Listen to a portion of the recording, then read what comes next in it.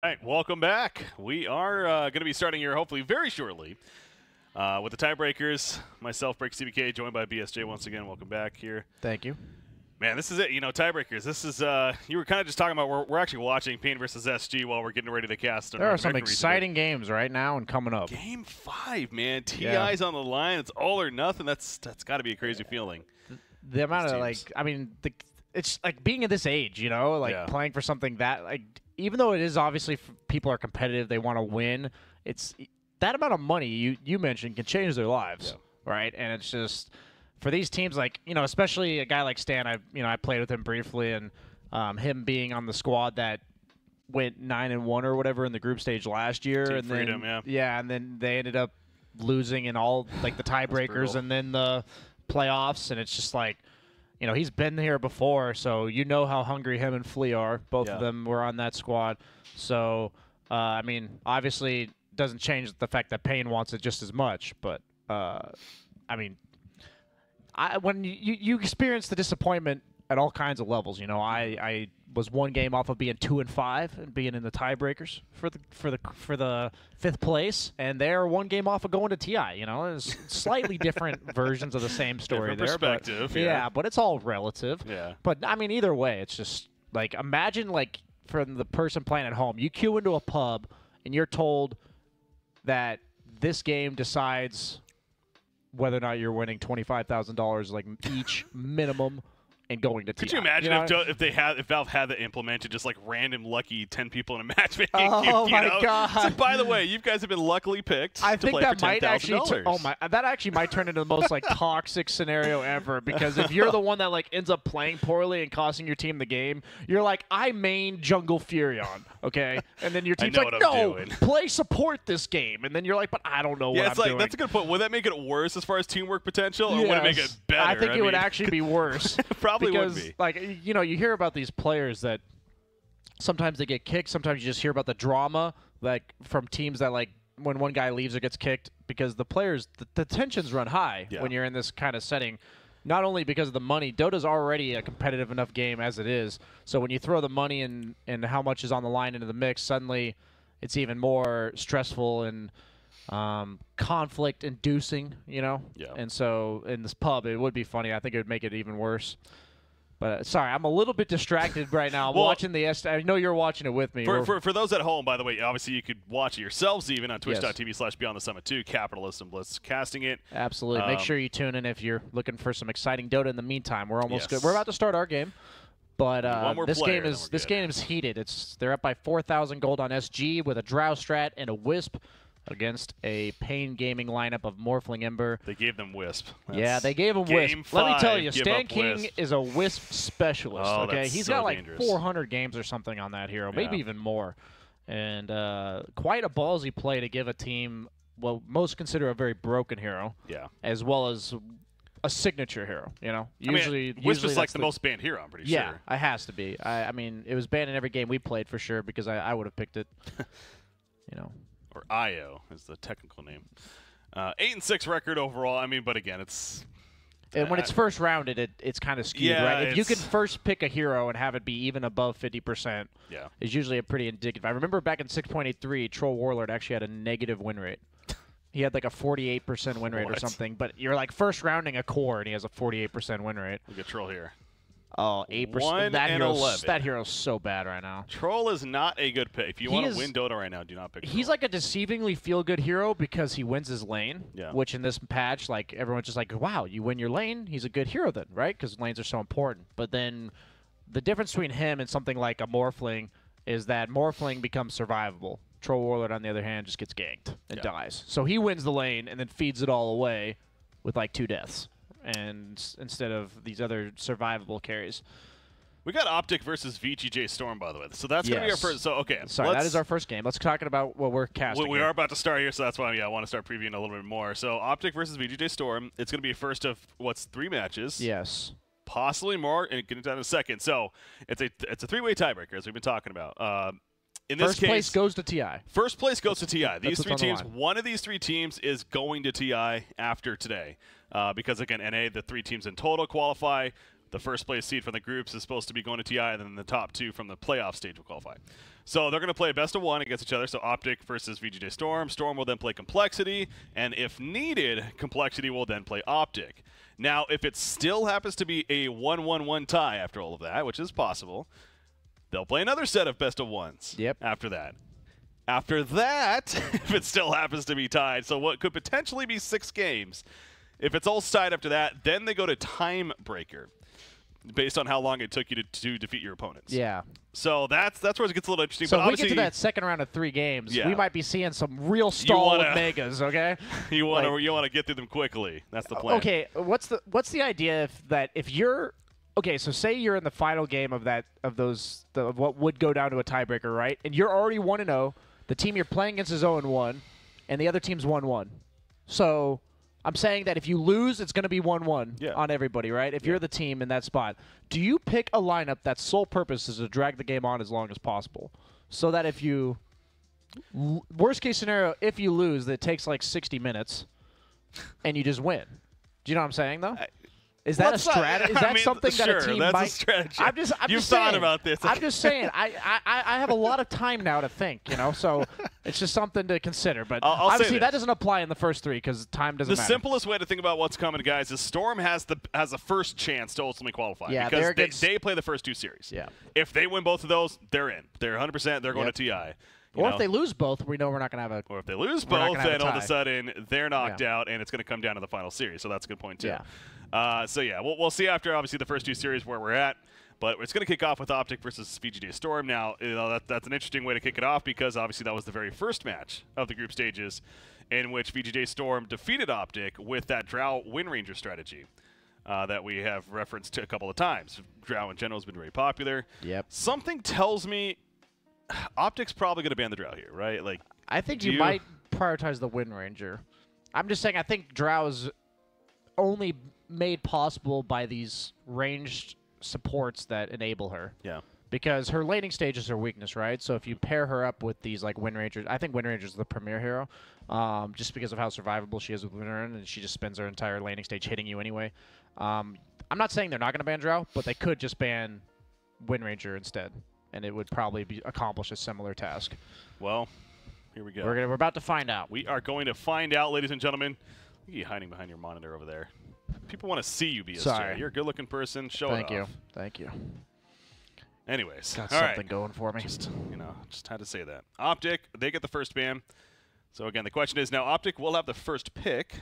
That's also worth pointing out. Yes, I think OpTic's actually been opting.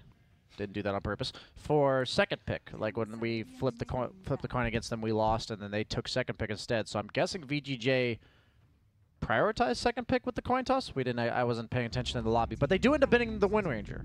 So Witch Doctor ban. Oh. Yeah, Witch Doctor is kind of like another version of Warlock in regards to the laning stage. Okay. Most Witch Doctors have been. It kind of enables you to pick Bloodseeker, Morphling type heroes, and you just turn on your heal level 1 and trade. Yeah. And it's like, it's just as powerful, if not more powerful, than the Warlock heal because it's healing both of you. It's been interesting seeing that transition with not only Warlock coming out because of Shadow Word itself, amongst other things, but Voodoo Restoration being value pointed as you're pointing out early on. And the nerf to Maledict made it kind of the only helped way. there, too. That's a good point, actually. But, yeah, a different way to play it. But, yeah, OpTic's going to ban it here. Not giving a chance even Bloodseeker ban. That's, of course, understandable. OpTic, speaking of a hero that they've been loving to run, not going to be seen here. Who's still on the board? Chen is definitely a popular one. Wouldn't be surprised definitely to see that going to be a out. contested hero in this series. If not banned, it's going to be picked. Yeah. Witch Doctor enables a first pick Chen. Witch Doctor oftentimes picked against Chen because the cast lasts 5 seconds against the creeps. Okay. So generally, I've seen OpTic do this already where they ban Witch Doctor, and if they ban Mirana, it's even more obvious. Because Mirana is one of the few cores that can reliably kill the Chen creeps as well. As we saw in the first series today, Complexity versus Storm. Dear God, Z-Freak wrecked VGJ.Storm as I did not get to see it, but I saw the highlights, and that's fair, yeah. That was, to know that a support went like what 13-3 and 19, I think it was something like that. That's exactly what it was. A randomly decent memory, but they end up banning the Lycan. So that's also still a scary hero, kind of gone under the radar because for the most part he's banned.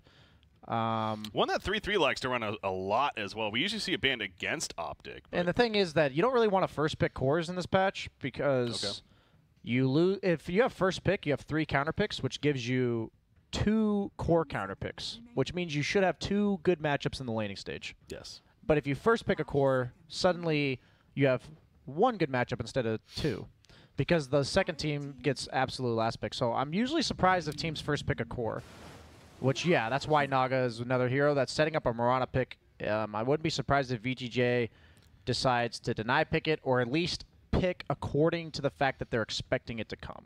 That's the 2 options you have. Mirana and Jakiro, another one that definitely comes to mind. I just mentioned Mirana because it's a lane partner. It's a lane option. Yeah, exactly. Like the Jakiro is something you'll usually pick second round. Usually, you don't have to, but you can like pick that 5 position. You can go like Disruptor, Jakiro, Warlock's still pretty good.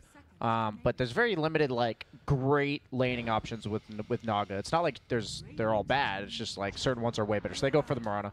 And Naga Mirana is ridiculous. We've seen it several times, the ensnare, but it's just the Riptide amp damage that he applies as well with Mirana's And she just buys a stout shield. Naga has like really high base armor. HP regen and armor, so she just walks at you while Mirana hits you in the back. So now Storm needs to think about, let me make sure that's on so everyone in-game can hear us now. The second pick for Storm, you could tell, I mean, the fact that we've already dipped a minute 47 reserve time for OpTic, these teams, again, goes without saying. They know how important this is, putting all their thoughts into it. Want to make sure. You can absolutely lose the draft in the first 2 picks. Yeah. I'm not going to reveal my sources on how I know that, but you absolutely can. So that's another kind of pseudo-Naga in regards to what it does for you in the laning stage. Like it stands in front. If he manages to get a cog off, obviously much more difficult than just netting somebody. Yeah. But it's kind of like this meat shield hero that's going to build a stout shield, just walk around tanking hits while trying to set up arrows if possible. So, and it's also good against Naga because if you hook her, she cannot song or mirror image through the battery assault. So it's kind of like a reliable way to lock down a Naga early on in the game. Could be an MSS or a snaking hero. Absolutely. So that's also nice, the flex pick idea. But I think they're going to lane it with Mirana. So if they make it a 3, that's a 4 Mirana. Okay. Almost certainly. I'd be surprised if they made it like a 3 and then a mid Mirana or something. I feel like when you pick these 2 heroes, you're going to lane them together. Ooh, speaking of 3-3 comfort, that's okay. Visage is insanely good versus Mirana after the laning stage. Like obviously you can arrow him early, but once you have the birds, it's quite difficult to do anything effective against the Visage. And I love the way they ban on OpTic in general. I try to learn a lot from teams like this. When they pick these specialty heroes, it tells you a lot about like exactly how they view the hero, like a Visage, because I definitely would deem them one of like the Visage specialists. And I think the thing that Visage struggles with is you can't TP the birds, so his mobility on the map is like really limited. So he struggles with these like illusion or multi-target survivable split pushers. So like PL, Ember, these type of heroes are quite difficult for Visage to deal with. So they immediately ban out the PL seeing hero. Obviously a hero we've seen a lot of. So it's a hero that they're just going to immediately take out as a first priority. And I wouldn't be surprised by like an Ember ban here. Just some split pusher or team fighter. Pangolier also serves that purpose in regards to he split pushes and then team fights really well into the Visage. The Beastmaster, some of these offlane pushers, Exactly. Any hero that makes you like have to chase them around is quite obnoxious for Visage to deal with. He just wants to buy a Helm of the Dominator, walk down a lane, and kill your buildings. Yeah. That's all he wants to do. All right, we'll see what the other ban is. Top of that, again, this going back to VGJ.Storm draft, though, a lot of flexing going on. So if you're OpTic, it's hard to tell exactly where who's going to be where. But their draft, a little more, it's technically flex. But again, you'd figure it's going to be a 3-3 Visage, more than likely Zai on the Naga Siren for themselves. So, but questions to still be answered. But again, OpTic going pretty deep in their reserve time. Finally settle for the Underlord ban. Underlord's great. He split pushes, and then he naturally builds Crimson Guard. And the AoE root is quite obnoxious for Visage as well. So that's like another hero that, it's not quite exactly what I mentioned, but it is this like split push threat that any hero that naturally builds Crimson can also be very obnoxious just because it makes your birds do absolutely 0 damage. But because they're forced to ban out this Drow, you're going to be left with Disruptor or Jakiro. Both heroes do struggle a bit against Clockwork early on. I think Disruptor's better in this case. So if they don't feel like there's a core they need to ban, Disruptor will... Yeah, okay, so that signifies maybe like they're going to put Mirana mid or maybe like a Lina type hero. against, like, because TA is just such a lane dominator, such a scary. I want to say Yawar has been playing a lot of Mirana for them lately. Okay. So I haven't been paying attention to each team's individual use of Mirana, but the hero's like, it can literally be ran. It can. I mean, we've seen it plenty in off lane. We've seen it 4 earlier today. Yeah, no, you're not wrong there. That's for sure. I feel like they're just going to pick their... They might even deny pick Disruptor right now. It goes decently with Clock. And yeah, you like to... Jakiro, you mentioned, again, Jakiro Disruptor. Those are the 2 pairings with the Naga Siren, if anything. Okay. So they deny pick the Jakiro. Yeah. Which is actually quite good against Visage. God, I forget these things sometimes. There's so many heroes to think about. We got time to think about. Yeah, no. So it's just the AoE slow and control against Visage. Okay. Because the birds, they attack really fast, but it's because they have a low base attack time, not because they have a really high attack speed. So if you Jakiro slow them, that actually removes almost all their damage. You mean the Liquid Fire? Yeah, the Liquid Fire plus the Dual Breath also slows attack speed. Okay, yeah, so like the birds only have, I think, like 100 attack speed, but their base attack time's really low. So if you slow them by like 80 attack speed, you're actually removing almost all of their damage. All right. So that control from the Ice Path as well is quite nice. And then you have the damage over time to tick off the Visage Shield, Gravekeeper's Cloak. Yep. So, yeah, people have kind of figured out Visage for the most part, but for the 33's case, like, he's just such a great Visage player, they can still make it work through 1 or 2 counters. So they go Rubik against the Jakiro. It's good against Clockwork as well. Kyle said that Jakiro is probably the hardest counter by Rubik. Like, if you look at 5 to 5, like the 5 roll to the 5 roll. Oh yeah, I can believe that for sure. Yeah, because all of Jakiro's spells are only weak because of the awkward cast animations. Rubik uses his spells better against him. Yes, exactly. And lo and behold, you know, imagine, you know, Leshrac stun with no cast animation. It's the same thing with Rubik. Well, for anyone out there who does not know, if you steal anything with Rubik, no cast animation, doesn't unless it's a channeling spell. We saw it earlier today. In fact, Immortals MP ran at mid.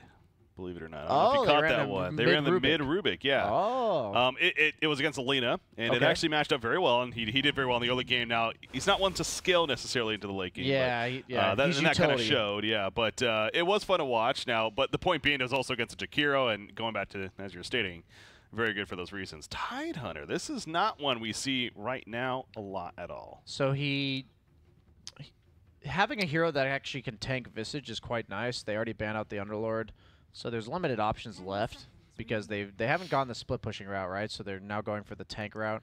Little awkward, obviously, picking it into Rubik. True. But it's not something that is bad enough. Usually you can cover Ravage with Anchor Smash. But I have to assume they're not going to lane Visage against the Tide. I feel like they're going to pick a hero that lanes really well against Tide here. Something like a Slark, a Jug, those type of heroes.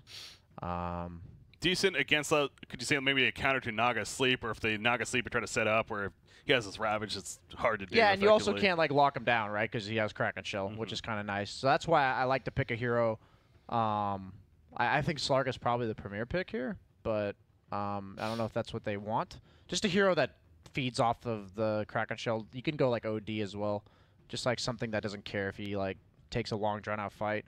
You have this Visage for all the team items, so you don't really need like a utility core. You just need whatever fits your lineup. So they go Huskar. I mean, that does not care about Kraken Shell. It does not remove both Burning Spears. You know about this hero? I do. The difference is we had picked an Ember, and it was absolutely last pick Huskar. So they will have ability to pick a hard counter. I think Bloodseeker Lycan are 2 of the better cores against it, and so those are already removed. PL is also quite good against it. So a lot of the heroes that are already good against Huskar innately are removed. What about like a Terrorblade? The problem I look at this lineup, no, so that is the type of hero you want because of the high physical DPS and like multiple targets. But the idea I look at OpTic Gaming's lineup, right, is once Visage gets Helm Dom plus maybe like a Medallion, and once Huskar gets like Armlet plus even just like an Ogre Axe or like a Halberd, you're going to get ran at. Okay. Like, you're going to get, like, objectives are going to force Roche, they're going to force towers. You have to have a hero that comes online hard, like, 15 minutes into the game. And I feel like Terrorblade heroes are a little bit too slow. That's a little slow. Yeah, no, yeah, that's that was before you just said that. Yeah, so yeah. So, not Terrorblade anymore. So I'm thinking, like, it just has to be a hero that fights early to mid-game, and there's very few that are left. Slark for them? That's another hero that might be too slow. Yeah, like that's what I'm saying. Okay. Like if I'm saying like Sark could be fast enough, but if he gets slowed down in the laning stage. I have the answer. What's the answer? Troll Go. Warlord. Troll. The 1 in 11 hero. It can't get any worse for his win rate. I mean, the thing is, you also don't want to give it. You don't want it to be a melee hero because then that gives Huskar 2 good lane matchups. That's good because he can be ranged too, so that's fine. Perfect. Did you not know that? That's how I mean, I've only played that hero like 180, so I couldn't remember. What else is on there? Razor. I think Razor stands out actually as a pretty good hero. Razor. Medusa. Maybe another one that comes to mind. Okay, Medusa. That could work. I think Medusa Tide might be like they might just ignore you, meaning like they might just try to fight 2 different places on the map. Fair. Maybe. OpTic's going down in 2 seconds here. Yeah, we're stuck on Storm's pick. What about OpTic? They end up going Axe in the end. Interesting. So that so who's going to be where now? So Visage safe lane maybe with 3-3. You can run Visage any lane. Pycat probably They on could Axe. actually do any lane with the 2 cores on Huskar and Visage, and then Axe is going to be in the other side lane. This is all about matchups because you cannot put Tide against Huskar. He will get obliterated. Okay. You probably put the Mirana lane against Huskar, but you don't want to pick another hero that Huskar can lane against because if you give him like 2 good options, then it's much easier for OpTic to find the lane he wants. But if you give him only 1 good option, suddenly you're the team that just says, okay, as long as Tide's not in his lane, we're fine. Yeah. And we're not going to be picky about the other. I mean, I'm looking, and I don't actually... You don't have the obvious Queen answer. of Pain, maybe? Like, you know, I don't... OD? OD could work. I like Medusa or damage OD. is nice. I'm sticking with those. Okay, I can It gets to a respect those point where picks. you just start saying every single Yeah, hero no, in the I game, respect those. I respect those points. I feel like Queen of Pain or, what was the other hero I mentioned? I don't even remember at this point.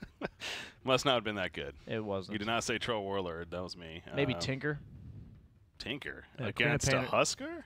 Yeah, the pure damage from laser. Oh, isn't okay. bad. There's that. Yeah. Queen of Pain or Tinker are the 2 that kind of stand out to me. But Pain Gaming is going to TI. They actually came back in that. I against can't the believe IO. they came back. Yeah, we just got word in our ear, by the way. Yeah, sorry.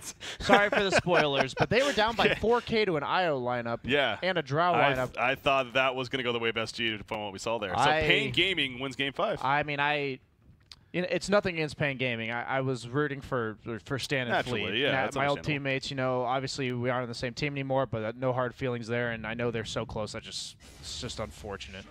That is a hero we didn't think of as a ranged hero. Not a good matchup in lane against Huskar, like meaning like Huskar does not want to be in lane against you, and they have the clockwork. So he's going to have 12 souls. Yeah. They're going to have 12 souls at the start of the game.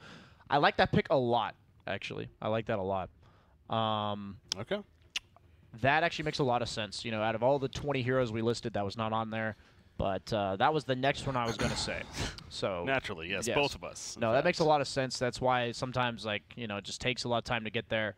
But makes I like that pick a lot. And they're having the Pycat Axe, something we've seen a decent amount, where he plays the off-lane type hero whenever 33 is playing like a Visage or a Broodmother type. Yeah, Brood, Lycan, Visage, those micro heroes. Yeah. I personally am a fan of VGJ's draft. I think it's better.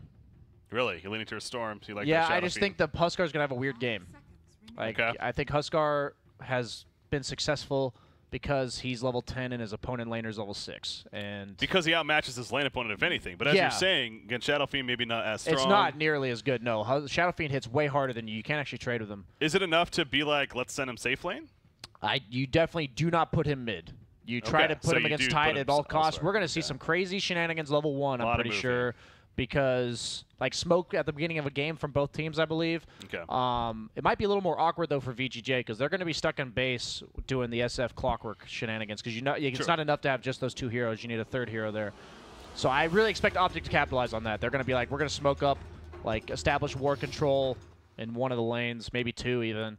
They're probably going to put who do you put mid against the Shadow Fiend? Who doesn't just get dumpstered?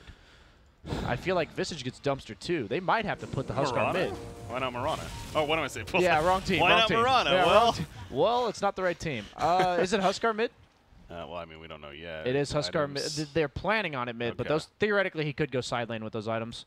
But I mean, they know it's SF mid, so if he has mid items, they're not intending to switch. Which I mean, Huskar against Ember is much more favored than Huskar against Shadow Fiend with 24 extra damage at the start of the game. What does he end up hitting for with that? He's going to end up hitting for 72, I think it is. It will be exactly 72. 70. No, it'll be exactly 72. 72, yeah, he has a Fairy Fire in there, so. That would be why. Yep, good math, sir. All right, so pause here coming out, obviously. But, yeah, again, real quickly, back on the SA finals again. Paint Gaming, it's first off, it's great that win 5 games. Obviously, the SA qualifiers, for lack of a better way to put it, have been quite a interesting show. Debacle. 6 days to play for 6 teams. I mean, compared to the other qualifiers, it took a little bit longer than expected. But I think the deserving teams that got to play in the grand finals, and personally, I feel like Paint Gaming was a deserving team as well to ultimately. I mean, those two teams, in my opinion, definitely stood above the rest. Yeah. And also, I mean, I think those two teams are evenly matched as well, proven by the fact that they went to a Game 5. So yeah. No, that's I can't emphasize enough, man. You know, I just feel for my boy Stan. That guy, he's put in a lot of hard work, and that's 2 years in a row he's been 1 game off of TI, that's got to be brutal, yeah. I mean, yeah, I'm not trying to pity him or anything. That just sucks. It just sucks. It does. But Paint Gaming, one more time, congratulations to them. Now, yes, OpTic and VGJ.Storm, they're trying to join Pain possibly today. One of these ultimately 3 teams in complexity as well. That's why we're playing Tiebreakers. Odds are it will be a team from this game. Just 2 out of 3, you know. There is the odds do favor stats-wise. Yes, not taking away anything from Complexity, who is my stream sponsor, you know. So I got to root, go Complexity, yeah.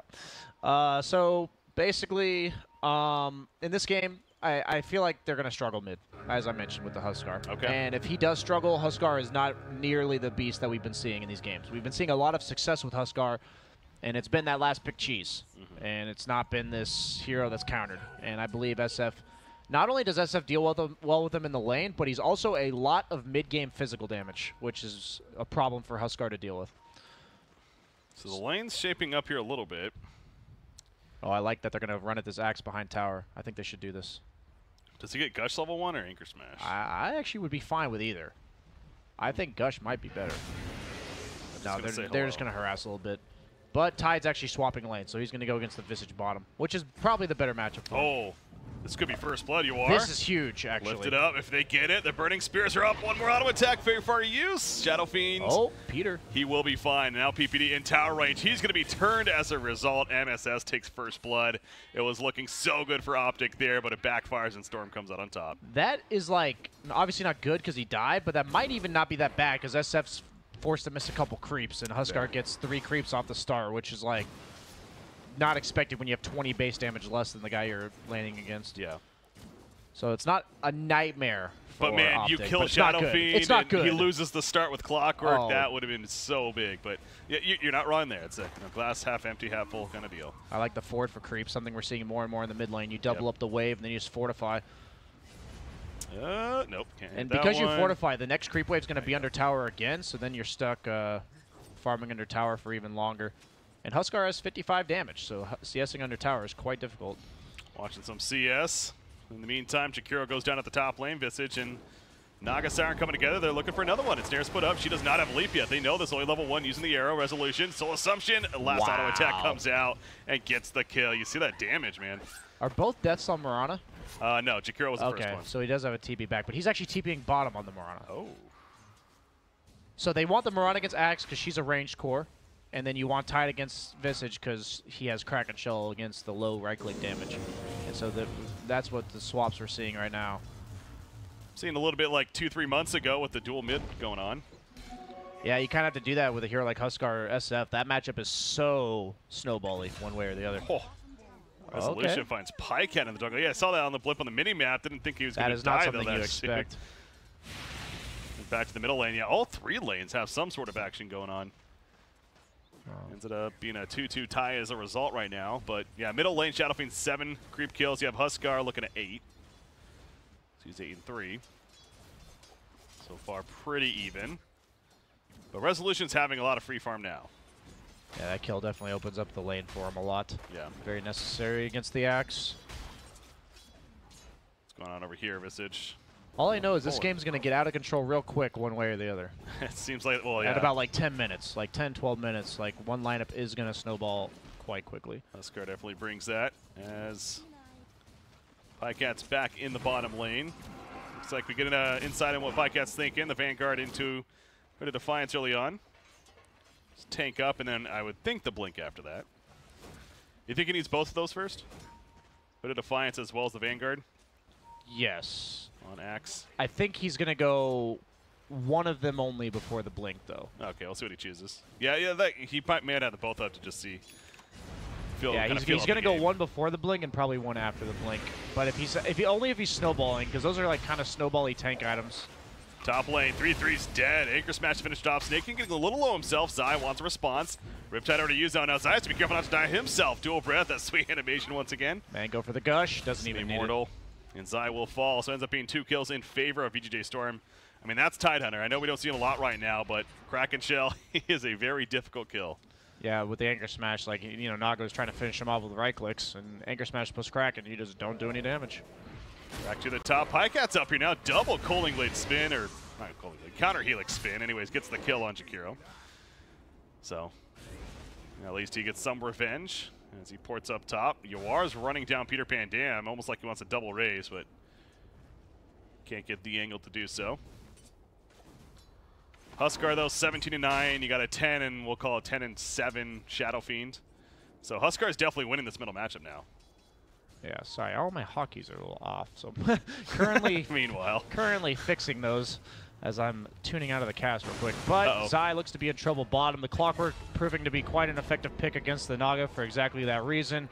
Just has a hard time dealing with the Cog Battery Assault. And whenever you have a 4 that deals really well with the enemy 4, it just makes it so this roaming and like clashes at the bounty runes are just much more favorable for one team, right? And you're going to see 33 being in the same issue, bottom lane, that his Naga just suffered, and he's going to go down as well underneath the tower. Oh, wow. Yeah, he gets caught by the Cog Battery Assault. They are basically just waiting on the bounty rune, and because of those 2 kills, MSS on this 4-position clock goes for a bottle, which will make his effectiveness around the map much higher. But mid lane, though, I talked about how SF was this threat to snowball, but because of that early maneuver, even though it didn't work, he's actually struggling in the mid lane. Might even go down. This is a kill, for sure. That double 2 flaming burning spears is enough. So OpTic doing exactly what they need to do. This is one of those lanes where if they didn't make that move level 1, even though it didn't work, this lane's going to be much different. Like, it look night and day to what you're seeing now. Yeah. I'll start healing on up, but well played there. 37 CS on Picat. Where are the denies, man? This is 38-0 on this Axe. Spinning machine up here at the top lane, although MSS rotating around. Resolution, level 3 Starstorm, ready to go. Yeah, he's in a lot of trouble. Although, Berserker's Call will help him out a little bit for now. Might have to go for the arrow, which he does. There's the arrow land. Starstorm going to be used to get the double. Not necessarily, doesn't need it. Nice arrow. He had to do it knowing because his Clockwork got called, so he couldn't get the cogs off. Really nice arrow by Resolution. Bottom. Snake King, that's a tie. Yeah, he's just great chilling to get denies off. And despite the fact that Quinn on this Huskar is having a good game, the Visage is struggling, level 3, so it's going to be on the Huskar to make a lot of space in tandem with the Axe, because this Visage is going to be on recovery mode for a little while. Not a bad recovery hero if you have other people that are doing stuff. You get him level 6, he's obviously a different hero of sorts with those familiars. So. Yeah, but he's not going to be able to get anything done because it's going to be a very late level 6. He'll just be able to farm with it. But SVG, a little bit of trouble bottom. They do use the Murano ulti, but he goes down, call onto Snake King. Doesn't look like he cares about that, though. No.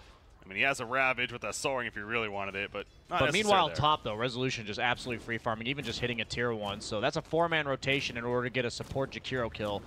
Not exactly what you're looking to do on OpTic side there. Like, you kind of have to make moves here because the laning stage got real awkward real quick. But this Clockwork is just so good against the Axe as well as the Naga. Everyone getting threatened by the movements of MSS. Call pulls in Tidehunter, but again quickly walks it off. I'm seeing top lane, too. MSS is up here with that Arcane Rune bottled. He's hunting for Naga-san. I love the way he's playing. He knows how impactful his hero is. He buys his bottle and then just runs around the map, chasing after the heroes he knows he can kill. And now Yuar's getting chased into his jungle, contested by a Rubik for CS. They're going to catch Zai. More than likely. Arrows ready to go. Can they land and jump in the face? There's the arrow in the face. Not the longest done. 3-3 does go down elsewhere. So 33 got dove, and then Yuar got dove by Rubik and Axe in his own jungle. So quite... some shenanigans going on around the map. You caught 1 out of 3. That's the best you can do when there's 3 simultaneous kills. You can't really catch things that are happening all at once. Where's the multicam when we need it? But, you know, I like everyone's reading what the other team wants to do. SF was forced to retreat to the jungle because that lane matchup snowballed real quick in favor of the Huskar, and so they know the only place he's going to be is either the 2 camps next to his tier 2 mid or the top shrine, and they choose correctly, finding him out there. Pycat goes for the hood. Will he go Vanguard too? I feel like they need the blink, but maybe he just wants to be that frontliner for his team, running into the fight, just enabling his 2 cores to right-click people. Yeah, that's what I was saying earlier. I mean, he had them both queued up. But could definitely still just get the blink now and then finish Vanguard after, like you're saying. But that'll be interesting to see what Pycat decides this to is a level here. 4 Visage jungling. I just want to point that out. That is not good. He is and Resolution maybe in some trouble top. Gets netted, so he can't leap because he's rooted. MSS. Oh, the leap happens, though, before the call. And now they're looking to turn, actually. They killed off the illusions. Arrow's going to hit somebody. The target Axe, maybe not the prime target. You are in the area, has some races ready to go. And Snare now put up in Clockwork, but he cogs and he's just going to TP. Where he'll be fine. Resolution, did he hang around a little bit too long? Moonlight Shadows. She leaps, she's good. And that's Marana for you. All right, so gets away. Huskar did TP in to try to assist and gets nothing out of it. So and this is the power of Jakiro, right? You're pressuring a tier 1 tower with a 5-position hero. 3 points already up in the liquid fire, so he might even take this tower because they were forced to rotate so many heroes on the top lane. So that's overall a great net worth advantage, like going to VGJ. Well, Rubik's not going to let him at least get it free. TP in. Oh, Snake King. He's spotted. Just hiding in the trees, setting up something middle. Those level 4 Visage right clicks tickle him just a little bit. MSS, meanwhile, trying to deal with this Naga Saren. He's actually so farmed in this Clockwork. He's got a Tranquil Boots bottle. It's pretty good. He's trying to get some more farm with the Bounty Rune. 5 more seconds. That's why he's in the area. And Snare comes out. Oh, the arrow! Oh. He dodged it. Great dodge from Pycat. The last second. I love to see how many fights go on around these Bounty Runes. They ended up nerfing Clockwork, and I think heavily because of the fact that his cogs were so good at securing Bounty Runes was what made him so popular. Does she use for this, Peter Pan Dam? Just slowly walking. Oh, okay. Why not? Honestly, why not? Why not just throw out a Ravage? That Rubik is higher level than the Visage, so why not? He's basically at 3 at this point. Oh, they kill him. They're going to get the tower as well. And top lane, Zai's getting ran at. Clockwork's good at that. Battery assault, cog traps. Zai kind of has to accept it Tanks for now. the arrow on Pycat. That was actually really well played. He ran in front of the Marana to tank the arrow to save Zai. Did it on purpose. Now he has to run himself, though. But no deaths as a result. Yeah, well played. But you have this Tidehunter hero, which, and the point of the draft is you just have him follow the Visage around. It's really hard for Visage to force any objectives because you don't do any damage to this Tidehunter. The level 2 Kraken Shell is enough. 24 damage against the, 30 damage birds? Yeah, so they do 6 damage each. Not that scary. And that is 100% damage block as opposed to like a Stout Shield that's only 50%. So that effectively does remove 80% of those bird damage. Boom. Helm of the Dominator finished for Tidehunter. Armlet is done on Huskar. It's on the courier. Not quite flying out just yet. They need this Axe Blink. I hope he goes for Blink instead of Vanguard. They actually need him to be able to close the gap. Oh, the arrow from the Rubik. Rubik arrow stolen. He tried to get the tower, then he denied the tower, but at what cost now? The call gets the kill on Marana with the Colding Blade. Peter Pan Dam, he will fall, but definitely favoring OpTic at this point so far. Riptide to use on 2 heroes. Zai's he's in a bad spot, though. SVG and MSS working together. Dual Breath coming out. Zai possibly dead. If anything, for the burn of the liquid fire, yes. He will tick down. Trying to walk away. Pycat, he's got multiple spins. I want to say 3 in total right there, thanks to the creep wave. It's cleared out, though. Liquid fire on him now. And SVG will continue to run. Battle Hunger, going to allow him to pursue. Marana's up in 5 more seconds. Colding Blade would get the kill at this point, I believe. Yes, he is under the threshold. Man, but he is surviving. This is space. Moonlight. Clear the creep wave, hurry. He's out. She's actually got Tranquil Boot regen. He's fine. They may actually go for a turn now. He TP'd in for this, so they know he can't get out. Yeah. They missed the scan. They're going to see him. Oh, the Sentry reveals the Jakiro. Obviously, he knows out there with the creep wave. Oh, plants the ward just to give him vision. That's a value ward. Yeah, he's already regen plenty, though, on Axe. So I think Axe's final look. Man, they're going back in. Even MSS cuts him off. That's why he gets the Colding Blade, though. But he will die for it more than likely. Not ideal to give the Jakiro, but you're more than happy to have an Axe that TP top, got chased around for 30 seconds, and then ends up dying. Yeah. And this is the pressure that these high-level teams create. VGJ is very good at this. And I think that's really why they got second place in the major, because this is how they function. Snaking takes all the dangerous farm. They play around players like Rezo all the time.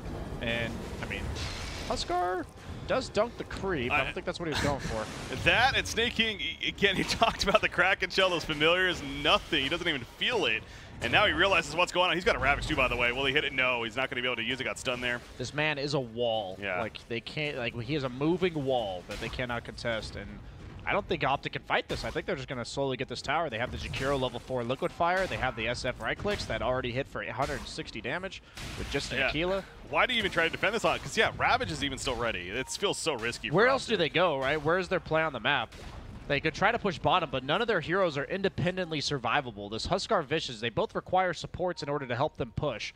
And at this point, if you don't stall mid at all, then they're just going to walk down mid and take all your towers. So kind of awkward. You can't defend it, but what else do you do? True. And this is the spot that they're in.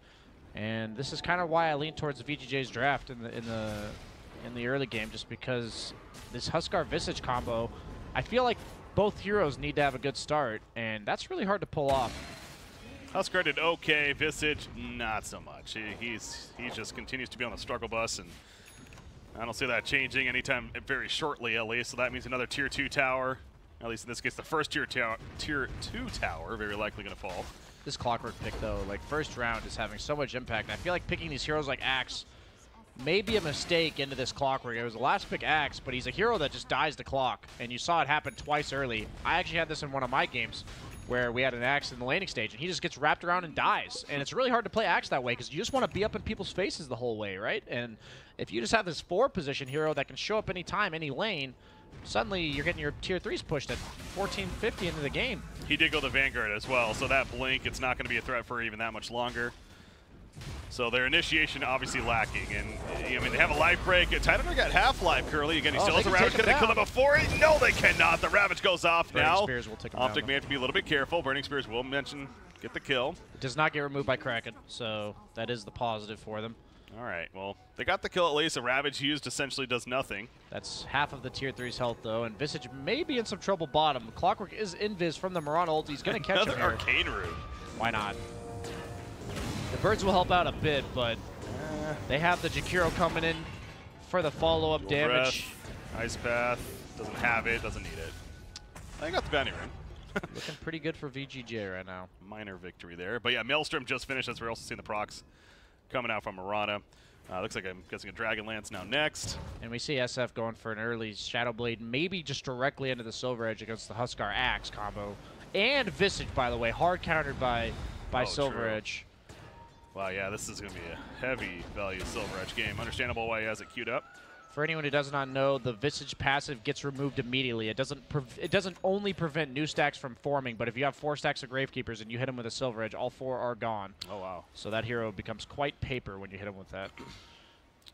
Pycat forced a TP. Oh, the Centaur creep just stopped him in the top lane. Pycat got his TP canceled by the neutral. So it's a neutral? They help with the dominator. Oh, wait, no, he just dominated it. No, it was a neutral, and it would have stopped because there were 5 creeps there, but he actually took it over and did it anyway. That was a sick play by Snaking. I didn't realize. It looked so natural. Like, it looked like the neutral did it. Pycat, he's still living, though. Meanwhile, Peter Pan Am gets picked off elsewhere by UR. I don't think Pycat's actually getting out of here. They're giving him the good old sandwich maneuver. He's got nowhere to go. The slow and steady death. This is demoralizing. Yeah, this is a brutal game for Axe. Stressing that earlier, and again, especially with no mobility tool, no blink dagger.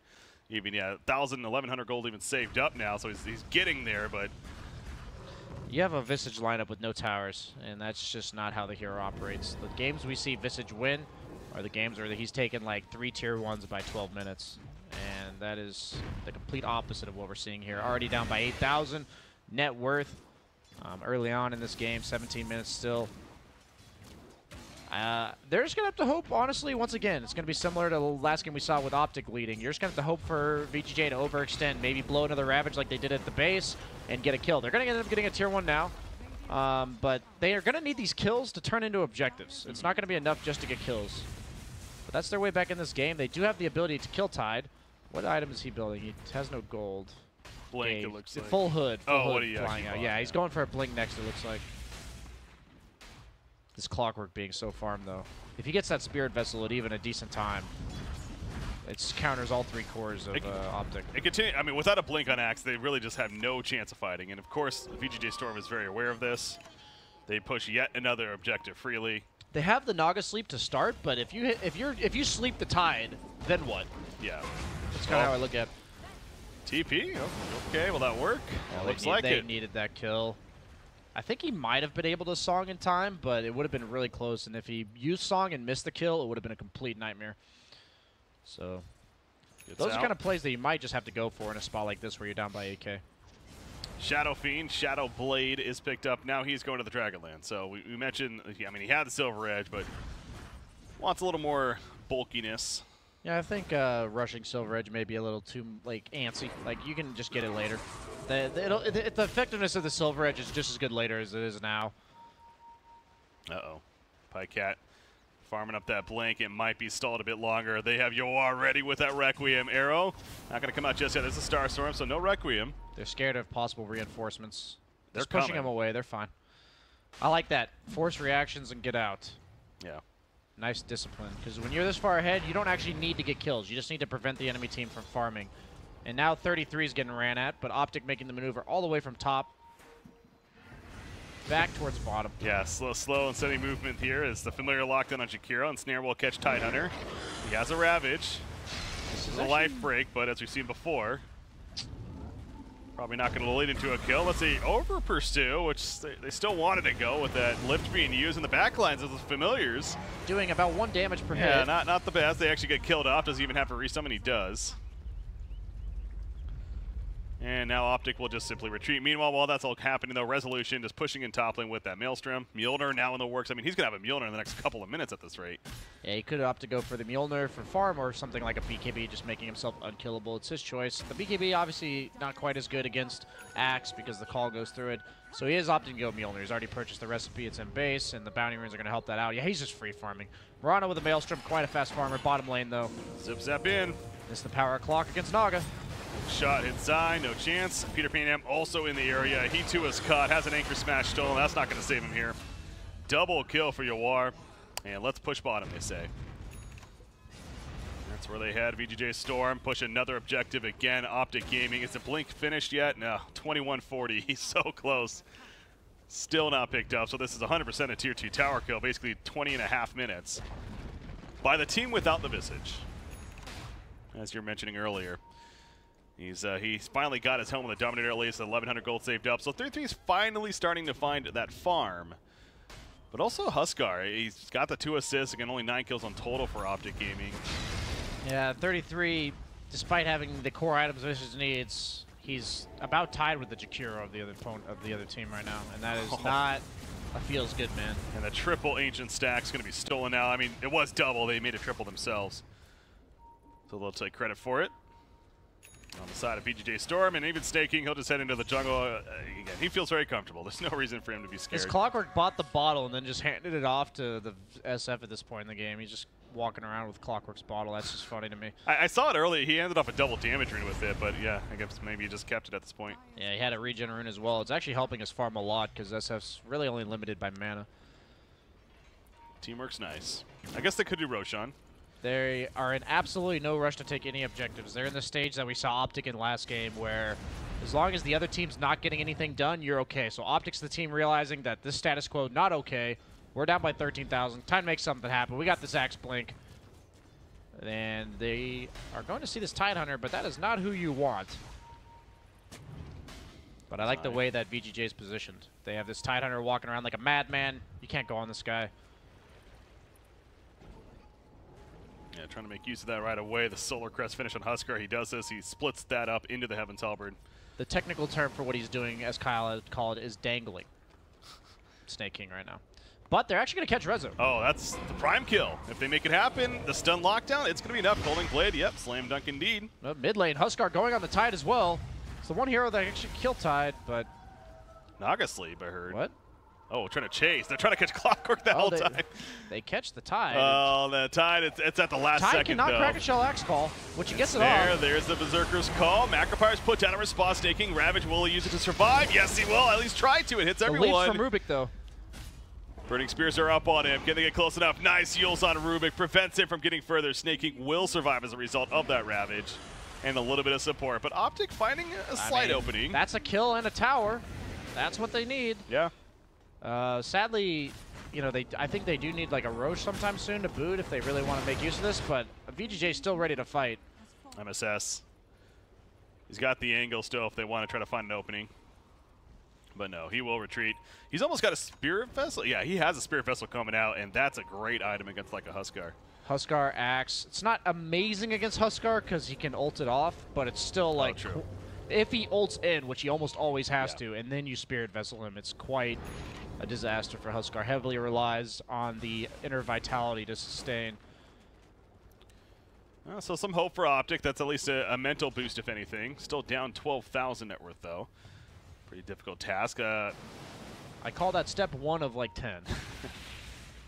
It's a long journey for OpTic, but it's one that's quite still hard to come possible. back this patch. Yeah. Just because of bounty runes and stuff. Like map control is so valuable that if you're ahead, as long as you're not dying, you just win the game. Heaven's Halberd will be finished at least if he wants to. Yeah, it used to be like way back when, probably like start of 7.0. If you were ahead, you had to like try to end the game. Now it feels like if you're ahead, just don't die.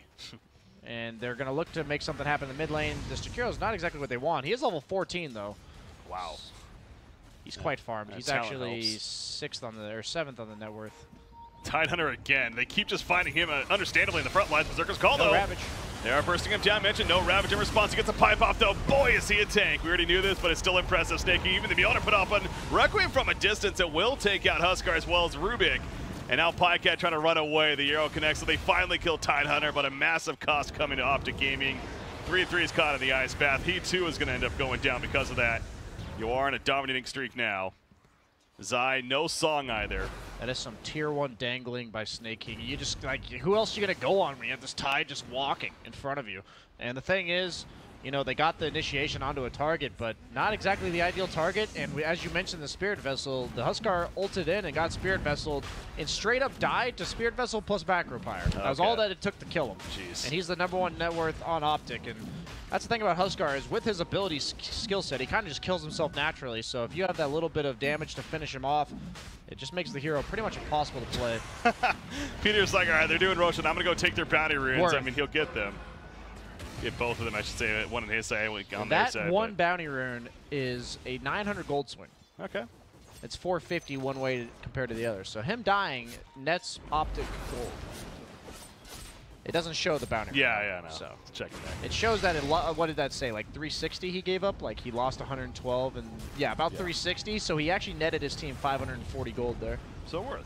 Yeah, there you go. They used to scan for it too. They actually seen him run over here. That's how they found him in the first place. But so solid play from PPD, at least making the best of that bad situation. But still, if he gets like a blade mail on clock, he's like such a nuisance. Like, I mean, he's already a nuisance. That Spirit Vessel's ridiculous against the lineup. You know, he's going Halberd. You talk about countering the Huskar. I don't mind it. Yeah. I mean, you used to be able to ult off that as well, but now you cannot. You cannot remove a Halberd with anything. Nope. That you cannot. Blade Mail on Axe is almost finished. Just needs the broadsword, so hasn't been the most successful game for PyCat, but that'll help. No I think both doubt. teams are building the right items, but naturally, if you're 15,000 gold behind, it is just hard to play Dota. And now we are. Oh, that courier, by the way, almost getting paid. Is something on it? Yeah, the point booster. He's going for it. He's got it. He doesn't miss. Oh, no misses. And Rubik could try to transfer it off. He flipped a coin, called heads, and nailed it. 2 out of 4. Wait, so whose was that? That was Visage. Okay, yeah, Visage would make sense with the Ags. Wouldn't be completed, but he needs 1,000 more gold to get there. Yeah, the 3 birds will now do 12 damage each with 3 birds to the Tidehunter, who's also going Halberd. So they are completely itemizing, saying, we know that if you look at the net worths of OpTic, Huskar is the only hero with a decent game. So we're just going to buy all the items that make his game really hard to play. MSS almost hit. They know Zai's in the area. They just simply could not catch him. And he'll PBD getting chased by SF as well, but just lifts him and pushes him away. But the way that VGJ is playing is they're the sheepdogs, and OpTic is the sheep getting corralled slowly but surely into their base. We see that Silver Edge. Now's the timing for Shadow Fiend. He's got a BKB even to work with. Yep, he's got all the survivability he needs, so now he's just saying, I'm going to live, and I'm going to hit one of your cores, and that core instantly dies. No way to remove Silver Edge either, so once you get Silver Edged on OpTic, I think, obviously, Visage and Huskar, for Axe, it's like his survivability, or his damage from the spin that's removed, but from Visage and Huskar, they both purely rely on passive for survivability. I mean, I guess for Huskar, it's also damage, but I'm sure if you get Silver Edge, the last of your worries is that you're doing no damage. 40% experience gain talent picked up from Visage, so we'll continue the recovery train. He's in the middle of the pack right now on levels. That'll help, though. But level 20 on Shadow Fiend, there's that steroid talent. 2+ damage per soul. So his right click's getting that much better. Yeah, I like that choice this game. His right clicks are quite scary to heroes like Huskar. And they have the 2 BKBs on the side of VGJ. What do they have on Tidehunter? They have the Halberd done. I think this is time to go. I don't think it gets better than now. You have the Pipe, you have the Halberd, you have the 2 BKBs. You have the Spirit Vessel, obviously been completed for a long time, but I don't think you really need anything else to go high ground. You have the Aegis still. Yeah. For how long? We got about a minute and a half. Yeah. You know, it seems like a prime spot for Storm to try to really break into the base, but for now, just clearing out all 3 lanes, kind of choking out OpTic Gaming, really. That net worth lead will continue to rise with the situation. Level 20 on Mirana picks up the Spell Lamp talent over the mana break. Yeah, if you buy Mjolnir, I guess the spell damage is like, it kind of tilts it over the edge, because you do have 2 damaging spells, and now you have a Mjolnir as well. True. So I've been seeing more and more Miranas go for that. Level 18 Jakiro. And he's been taking advantage of that level 10 talent we mentioned earlier. I guess they have Nagasaran that can scout with the illusions constantly, but what is that really doing? You can see the enemy team fast farming twice as much as you. They're still out there, guys. Just wanted to check. All the creeps are dying. Just making sure. Yeah, it's just this kind of sad reality. They don't have like this Ember Spirit type hero that can go out and kill creeps, you know? All their heroes require support, and so their option is to either move out of base as 5 or not leave base at all. And that is kind of a sad reality, because if you leave base as 5, you're basically saying we're going to take a fight as 5. You saw right there, they just also gave up both for bounty runes because of that. It's no chance. That's the thing about the bounty runes this patch is ever since they made it like every 5 minutes and you just get so much gold from them, if you don't die when you're winning the game, the net worth is just going to do exactly what it's doing. I believe. How do you see net worth? Okay. I mean, it's just a steady but slow but surely climbing more higher and higher for VGJ. Yeah. Now that Aegis is about to, or has despawned already, in fact, so lost that for now. So VGJ.Storm not forcing the issue. Frankly, they don't need to. Understandable. Why would they? More just choking out on the side of OpTic. I mean, Huskar is finally at least finishes BKB. So I think that's an item that OpTic is definitely just trying to maybe get before another fight breaks out. But I don't know. Can they really still actually move out of their base now? It's 5. I mean, but if they don't, you have to make that Hail Mary play at some point. They may wait for a certain item. They have the BKB done on Huskar. It's not going to get any better. The longer you wait, the more creeps the enemy's going to farm. You can't let this Tidehunter sit in front of your base like this. You eventually have to go on him. And they do with the Axe Call. They get him, but who's getting who, really? And they're forced to retreat already. Spirit Vessel. Hook misses onto the back of Tidehunter, but immediate disengage. Yeah, OpTic, it would have been silly to dive in there. Zai throws out the dust, just running in. They do catch Tide, but got him. what is that really resulting in? Those familiars, by the way, caught in the ice path, that liquid fire flood I was talking about that earlier, so even if they were to attack, it's going to be very, very slow. Huskar manages to avoid the arrow. He's flying out, but Tide, he's just no reason to be scared again. He can just walk up like this, and OpTic not wanting to use their abilities, and well, I guess they kind of have to now. Life break in the face, catches Huskar though with the ice path in response. There's his there, look at the Mjolnir procs. Even Double, better part about triple the familiar stun. The Ravage comes out. Huskar, he's not going to survive through that. 50 seconds, he's dead for. No buyback. Nagasiren will be picked up. She buys back immediately. PPD, though, he's going to be run down. Double kill for Yawar. Yeah, I mean, it's just kind of inevitable in this kind of game. And that's the one thing I've not been a huge fan of this patch about. There's a lot of things I like, but it just feels too hard to come back. It just feels like, you know, all these teams that are really, they're doing an amazing job, like, clinically of keeping the lead and maintaining it, but, like, It just feels so. You rely on grim. enemy mistakes. Yeah, a it lot. feels so grim. Yeah. You don't have to make plays to win when you're this, like when you're 7K ahead. You just have to not die, like I mentioned. And Yeah. you've seen that for the last while now. VGJ just playing clean Dota, not dying. Yules the axe immediately to prevent the call. Rezo might be in trouble, has It is dying here. Yeah, BKB is mentioned, but he can't use it because he's locked down the whole time. So they do kill Resolution. Okay. Set for 80 seconds. Chase is on. CCNC popping the BKB. Avoids the Ice Path as a result, just putting an auto attacks into Snake King with those burning spears. Meanwhile, Visage going after Clockwork, also pretty tanky target himself now. CCNC's full health though, so he does no damage. Well, Snake, it's like, hurt me, please. Top, Finally meanwhile. kill Tide. Up here, that's Jakiro. Throwing down the Macro Pyre. He'll be ran up to in the Coaling play to finish the job on him. Macro Pyre even stolen. Sign of life. Maybe they'll get lucky if that Roche spawns like. When does it spawn? 150. Ah. Not a They bad needed spawn. that. They needed it to be like a first-minute spawn, and that could have actually been impactful. Like, yeah, they get 3 kills, but Tide had no Ravage. He'll have it when he's up. There's no objective to actually get. So, I mean, obviously it's step 2 maybe, but maybe they had to take a few steps back after that first step, so maybe like back to square one, you know? Yeah. This is going to be the Roche decider. If they get Aegis on the side of VGJ, I don't see how they lose. Obviously, hard to lose anyways, but OpTic, I believe, is going to try to make that Hail Mary play to fight that Roche. Yeah, nothing to lose there in that sense of. Yeah, you can Down by see it so on much. their items. Visage queuing up a Vlad's. He's like, I've got 2,100 gold. What am I buying? Vlad's. Buy what I can. I get that question sometimes, like, why'd you buy a Vlad's that game? I'm like, well, we had to fight. I had 2,000 gold. It's like the most value item at this stage in the game, and that's exactly what 33 is doing. And they're smoking up. They're ready to go. They are right under an Observer Ward, though. So, Whoops. yeah. Not exactly what you're looking for. And it's only 2 heroes. I guess the Familiar's thrown in there as well, but yeah. It was on the ward, so not going to result in much, unfortunately. Storm smoked themselves over now with the Moonlight Shadows. And they may be able to find somebody. I'm surprised their play from OpTic is not around Roche. Like, yeah, they're going to loop all the way around, but I thought they'd kind of just make that Hail Mary 5-man play. I like the way VGJ's playing, right? You just group as 5, don't let anybody get picked off. Your objective's Roche, so you play around top. And not going to find anyone on OpTic side, though, either. It's just like there's nothing of significance that OpTic can accomplish until Roche spawns. So if you just sit 5 heroes on VGJ top, it's like, how do they come back? That's the, like I mentioned, that's the one thing I don't like about this patch.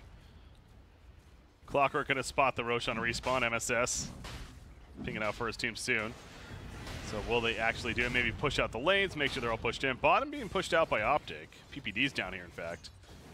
Making sure to be a bit of a distraction, but they're not going to fall for it. Storm will go back for Roshan and do it pretty quickly.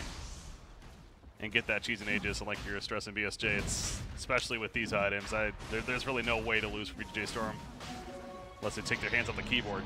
Yep. 5-man DC. As you're getting gone on, it takes like 5 seconds to process it, and Tide's already dead. I don't know. Maybe.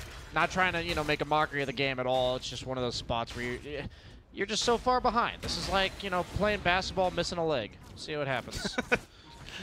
Something about that. That's just the picture. All right, going to kill the Shrine. That's the top one was already killed, right? Yeah, so fun. Might as well take an objective here.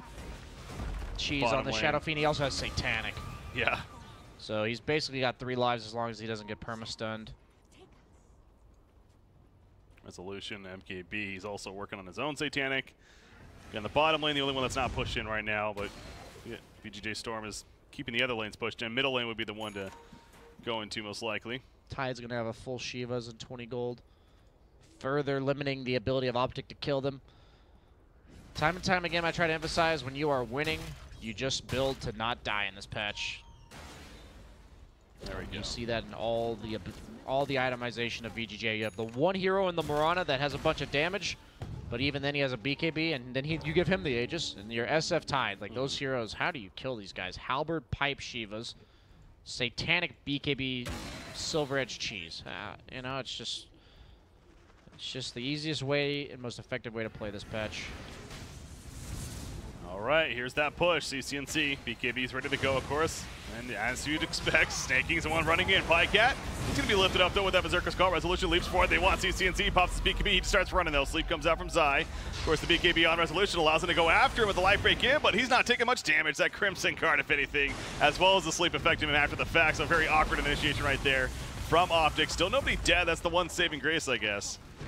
But they immediately reacts. They at least have fortification. So OpTic is, if anything, staying alive. Can it be enough, though? Pycat, break effects on him. Hookshot does connect on a Peter Pan Dam. He'll go down. There's the Ravage finally coming out. Huskar and a distance, staying alive. Requiem, though, finishes off Axe. He bites back immediately, as does Rubik, but not going to be the same for Visage. He's staying dead for 80. CCNC slowly walks in, slowly now walking away, and slowly will tick down to death. Double kill coming out for Yawar.